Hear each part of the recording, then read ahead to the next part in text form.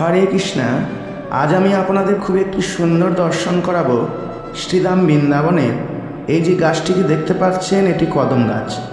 এই গাছের বয়স 39 লক্ষ বছর। এই গাছের কোনো মৃত্যু নেই। এই গাছ সত্যযুগ থেকে আছে এখনো, এবং কলিযুগে শেষ অবধি থাকবে। কেন থাকবে?